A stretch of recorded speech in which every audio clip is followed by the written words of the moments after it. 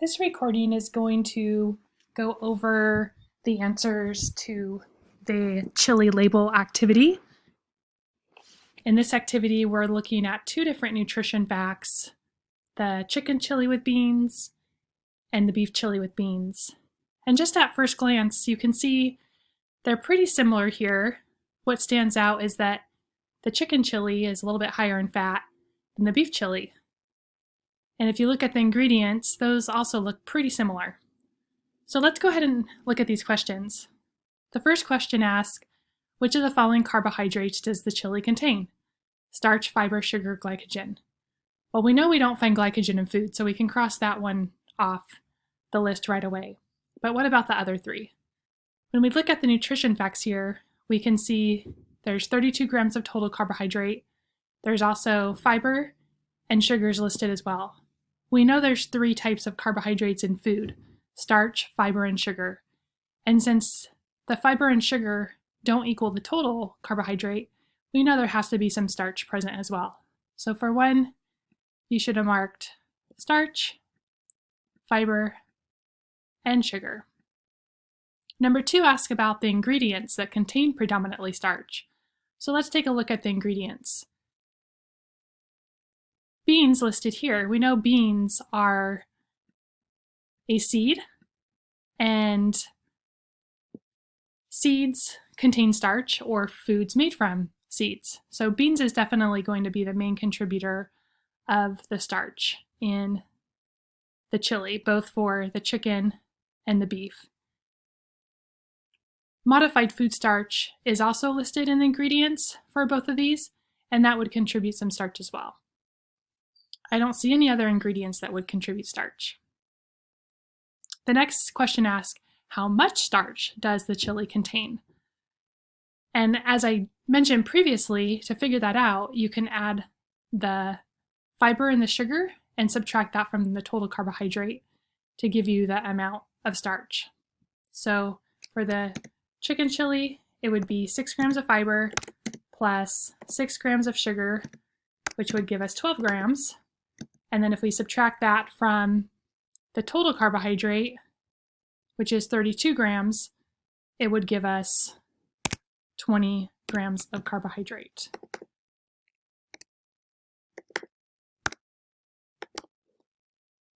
And that will be the same for the beef chili as well.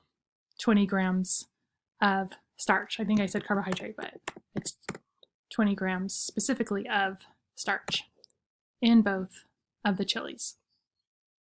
So what ingredients predominantly contain sugar? What type of sugar do they contain? So let's look at the ingredients here. We know there's 6 grams of sugar. We know we find naturally occurring sugars in fruits, vegetables, and dairy products. And then added sugar can be added to products as well. So tomatoes would be a source of natural occurring sugars.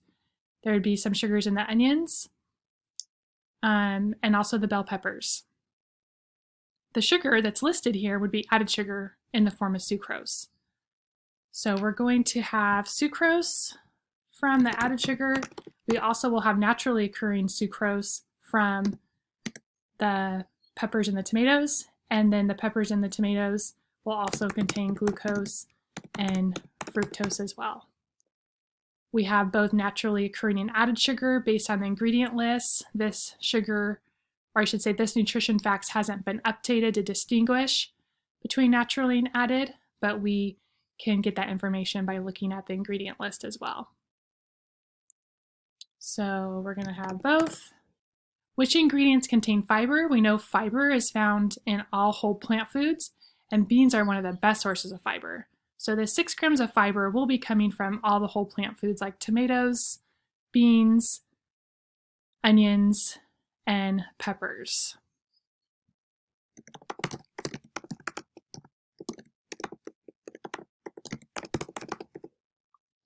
What nutrients is the chili a good source of?